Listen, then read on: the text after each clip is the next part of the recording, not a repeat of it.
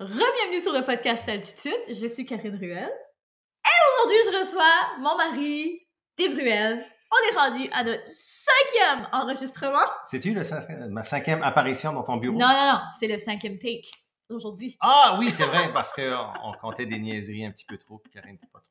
Non, j'essaie de rendre ça un petit peu plus straight to the point.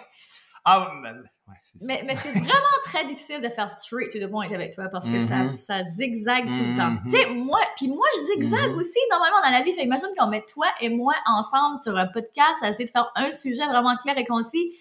Ça zigzague. C'est pour ça que le podcast des instigateurs avec Mathieu Dumont, on avait toujours un 8-9 minutes de n'importe quoi au départ pour que je puisse sortir ça de mon système. C'est vrai. Ah, il est intelligent. Ça, c'est Il avait tout compris. Mais écoute, ici, on n'aura pas de temps pour ça. Aujourd'hui... Pas le temps de niaiser. Pas de temps de niaiser. Aujourd'hui, je veux vraiment qu'on jase sur le podcast. C'est pour ça que je t'invite. Je l'ai briefé à peu près 2 secondes et quart. Mais le but... Story of my life. Ouais, j'avais toujours dit dans les projets, je suis comme... Hey, on va faire ce site. Comme là, il y a une masterclass qui s'en vient bientôt. On en parlait à la fin de l'épisode. Puis je suis comme, hey, on va faire ça. Dave est comme, ouais, OK. Ben, tu sais, J'ai un choix. Non, allons-y. Ouais, de toute façon, il n'y a pas nécessairement de choix. Oui, t'as toujours un choix. Mais voyons oui, donc. mais Minette. Je suis pas si pire que ça.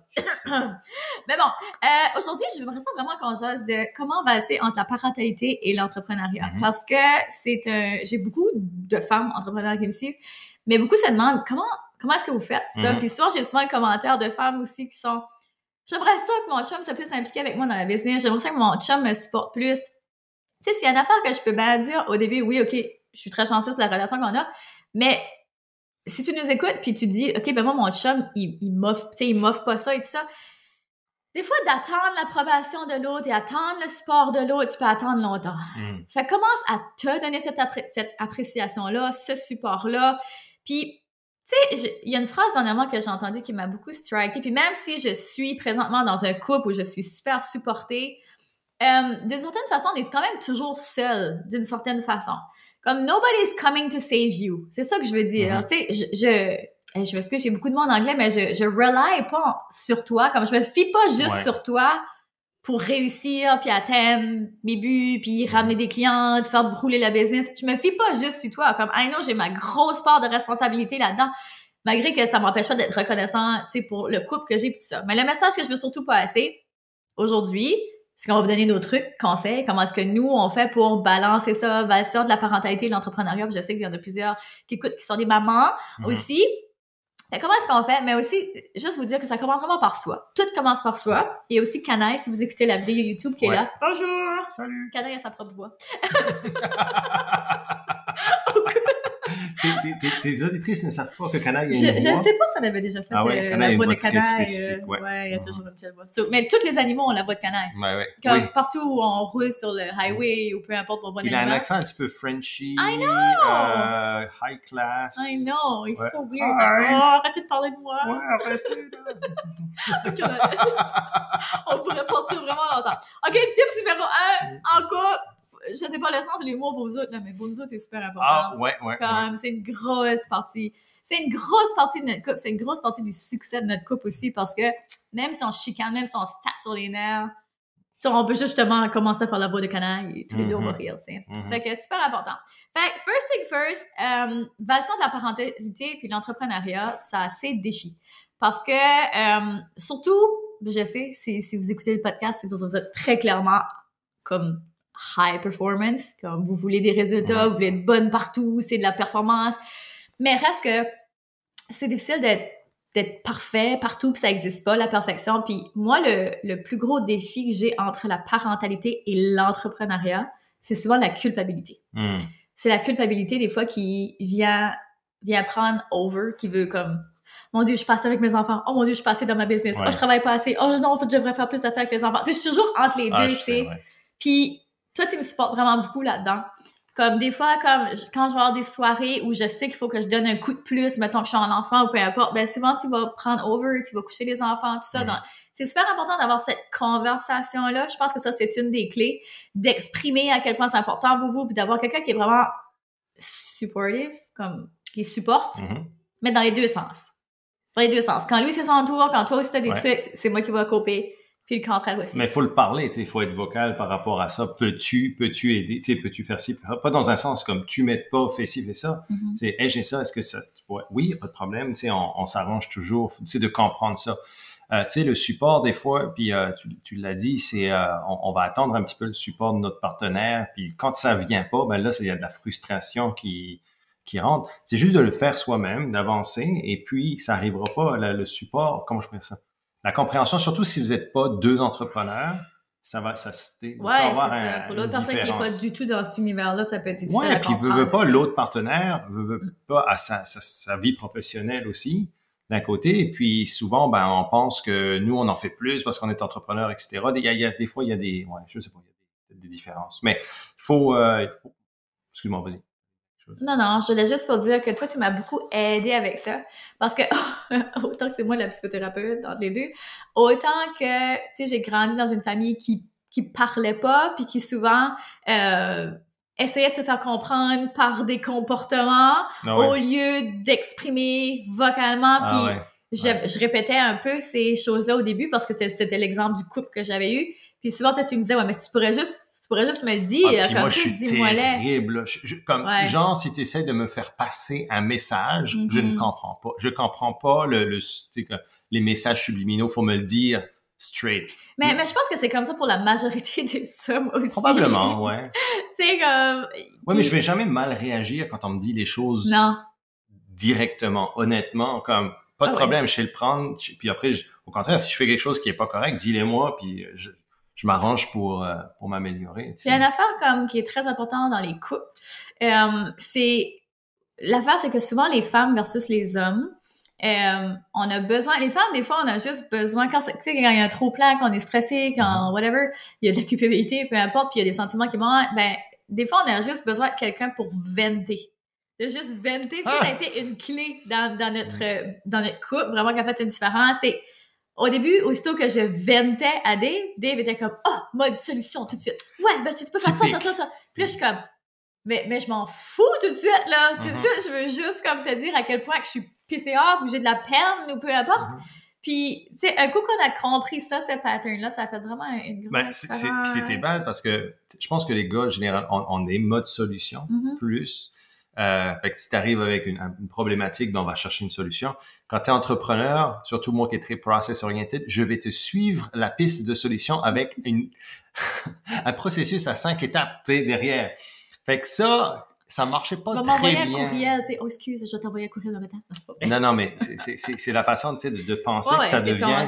Des moments donnés, il faut décrocher de son cerveau entrepreneurial et puis d'être beaucoup plus dans l'écoute, beaucoup plus, tu sais, empathique, etc. Je dis pas que les gars, on est comme ça, les femmes, on est comme ça. Non, on est tous différents. Il y a des patterns. C'est comme ça des deux, tu sais. Mais il y a quand même des patterns, tu sais, souvent dans des couples comme ça. Et puis, moi, ça m'a pris beaucoup aussi à apprendre à t'écouter beaucoup plus, puis sans nécessairement avoir besoin de solution. Puis c'est toi qui trouves la solution les 3 quarts du temps parce que tu as sorti ce que tu avais à sortir. Puis hop, on en parle. Oui, c'est ça. Après, tu me reviens le lendemain, puis puis moi, c'est une chose, un coup que je le verbalise, c'est souvent là que je prends mes prises de conscience. Fait que, tu sais, apprendre, je pense que c'est vraiment un beau lien puis un bon point, c'est de prendre conscience de soi, de ses patterns.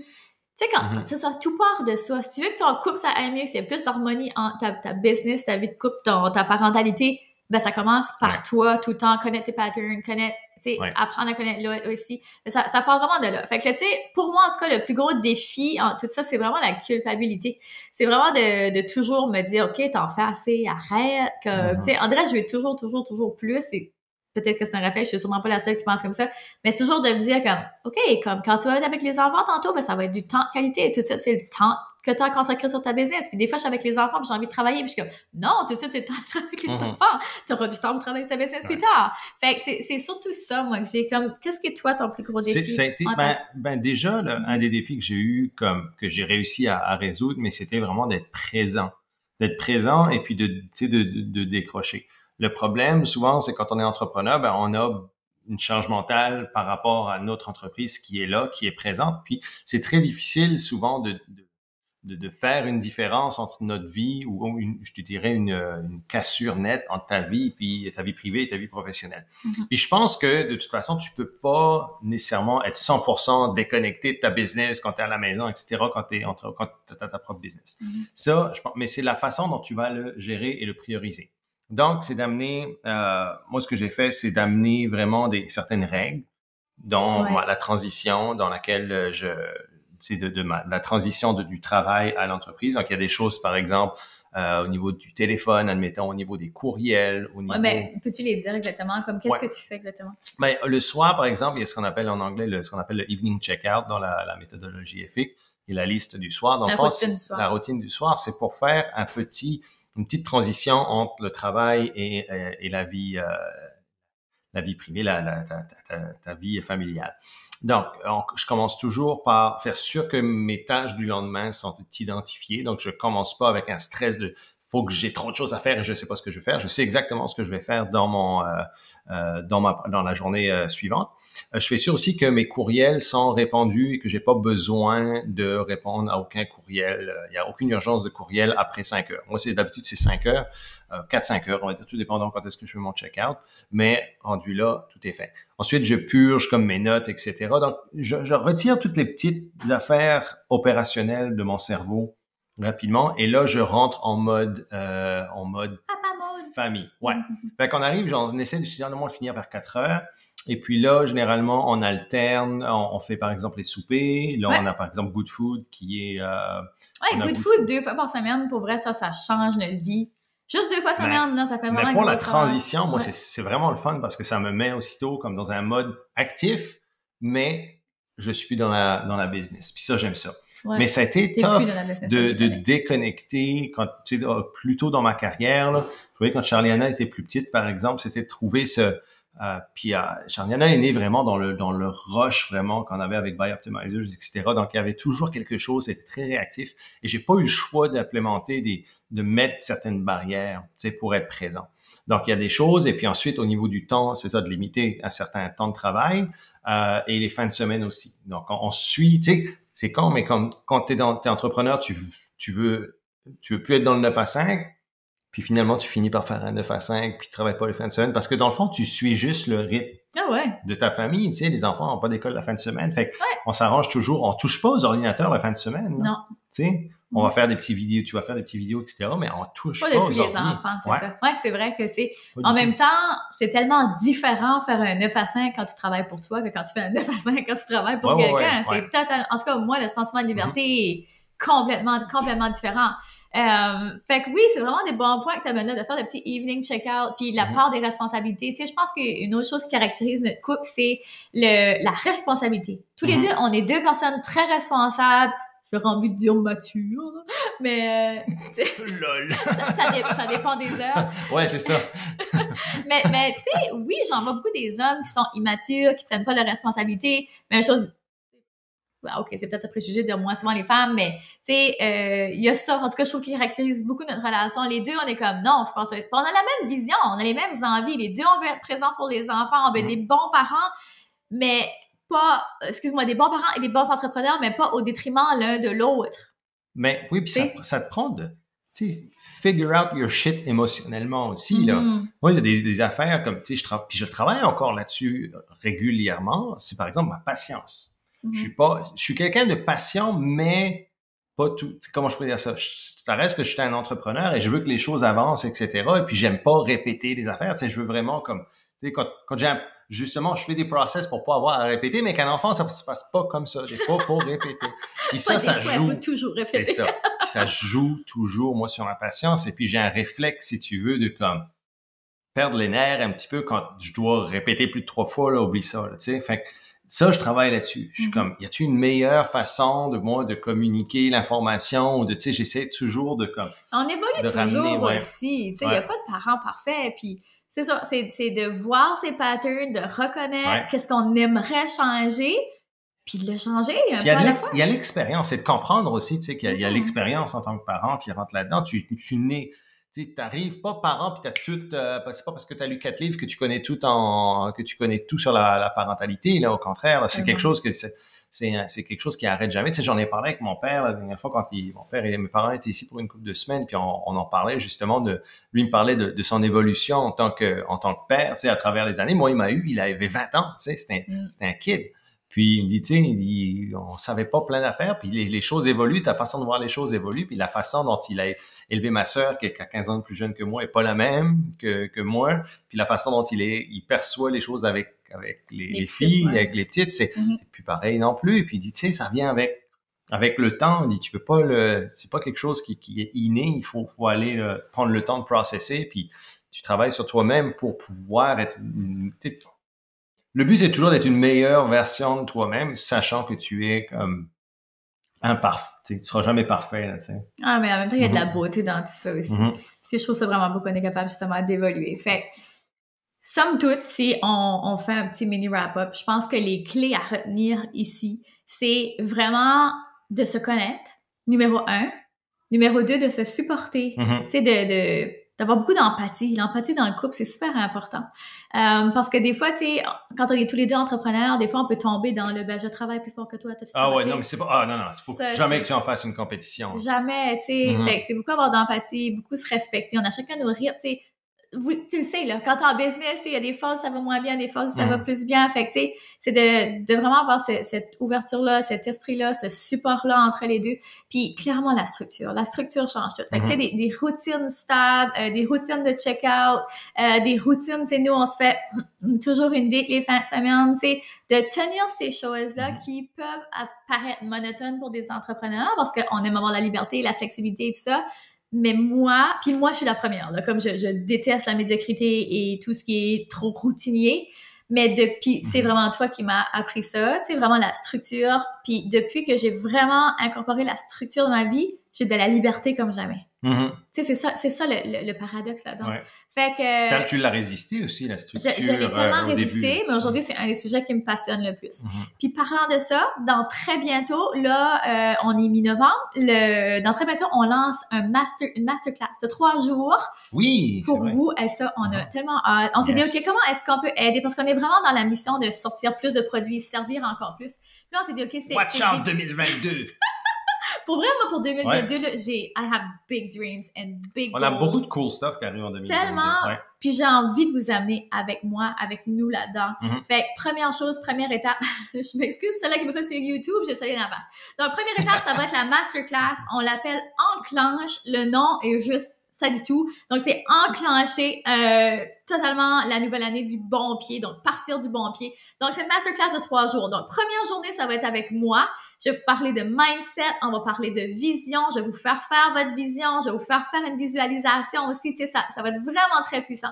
Puis, parce que, tu sais, parce que clairement, deuxième journée, ça va être productivité, structure, méthodologie, EFIC avec Dave, parce que cette méthodologie-là est complètement révolutionnaire. Puis, on voulait, tu sais, au début, on était comme, juste productivité, nanana. Je suis comme, non, mais tu comprends pas le mindset. T'as bien beau avoir toutes les structures que tu veux. Si t'as pas le mindset derrière, c'est vraiment difficile de suivre une structure. Ça commence avec ton mindset. Ça commence avec le mindset. Ouais. So, première journée mindset, deuxième journée productivité, structure, et vous recevez un EFIC gratuit. Free! Parce qu'on croit tellement dans cette méthodologie-là. Mais c'est pas free, ça rentre dans la tuition. Ça rentre dans la tuition, of course. Puis la troisième journée, vous allez avoir un Q&A. Donc, s'il y a des questions, des concepts qui n'ont pas été compris, comment peut-être vous voulez comprendre comment l'appliquer plus, encore plus personnalisé, tu sais, on veut vraiment que ça soit le plus personnalisé possible, dans la mesure du possible, avec le nombre de participants. Mais, fait que voilà. Fait que ça va être... c'est cool, ça, j'ai hâte au Q&A. Ouais, moi, j'ai vraiment hâte. J'ai hâte aux 3 étapes, parce que moi, mon sujet me passionne. Le tien, clairement, tu sais, j'ai vraiment hâte mais là, je veux vraiment que ça soit fait dans une façon qu'on connecte ensemble. Donc, ça va être sur un groupe Facebook live, où est-ce qu'on aura vraiment, c'est l'option de se parler les yeux dans les yeux. Fait que ça va être 3 jours, $111 pour les 3 journées avec le EFIC. Je veux dire, it's a steal. Vraiment un bon prix. $111, ton prix de sorcière. I know. Maintenant, je m'affirme de plus en plus dans mon... Mais 2022, ça a été dans ta mission aussi. D'enclencher avec, d'embrasser ton witch mode. Mais j'aime ça, c'est beaucoup de 111. Big time. J'embrace mon witch mode total. Fait que ça va être, ça c'est pour le masterclass. Oui. Et week-end prochain, c'est déjà le Black Friday. C'est notre plus grosse vente de l'année. Yep. Fait que là, vous allez pouvoir avoir les journaux de vie à un prix de fou, parce que ça doit aller vendre des fous. On peut le dire, c'est le achetez-en un, offrez-en un, la promo qu'on offre toujours à Noël, qui fonctionne très bien, qui est très populaire. Ouais. Et je sais que vous l'aimez beaucoup, donc c'est l'occasion d'offrir je vous dis tout de suite, parce que l'année passée, ça a été un méga hit. Et là, il nous reste environ juste 400 copies au moment où je vous parle. Les nouvelles copies sont sur le bateau, dans le Pacifique. C'est ça! Les joies d'être entrepreneur, on contrôle pas tout! Ouais, les joies du COVID aussi, en tout cas. Les joies du COVID et tout. Tout est retardé beaucoup, donc... Mais si vous voulez profiter de l'offre, c'est juste pour vous dire heads up, si vous écoutez le podcast, au moins vous allez avoir un petit heads up qu'il en reste vraiment pas beaucoup, fait que surveillez ça, surveillez l'infolette. Si vous n'êtes pas sur mon infolette, inscrivez-vous, vous allez directement sur mon site web karineruel.com et vous allez voir tous les détails. Même chose pour la masterclass, je vais mettre tous les détails dans les show notes de l'épisode.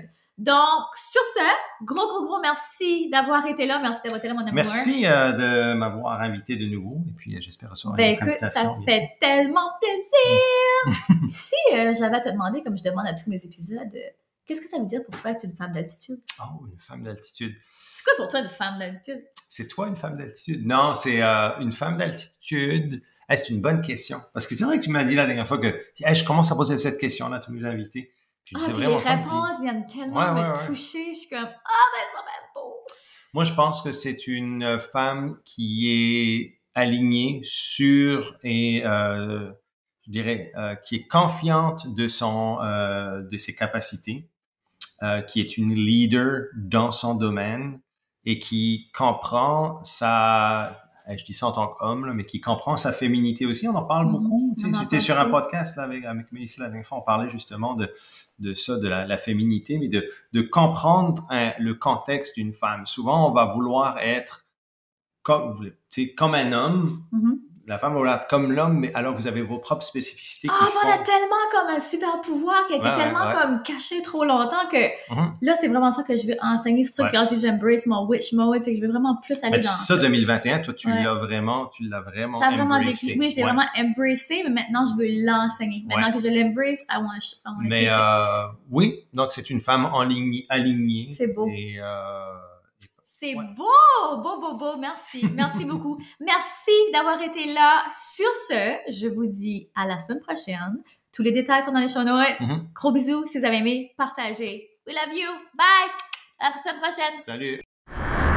Vous venez d'écouter le podcast Altitude. Pour ne rien manquer des prochains épisodes, abonnez-vous au podcast et cliquez sur le 5 étoiles. Vous pouvez aussi consulter nos outils gratuits créés pour vous au www.podcastaltitude.com. Merci d'avoir été là et à très bientôt dans le prochain épisode Femmes d'altitude.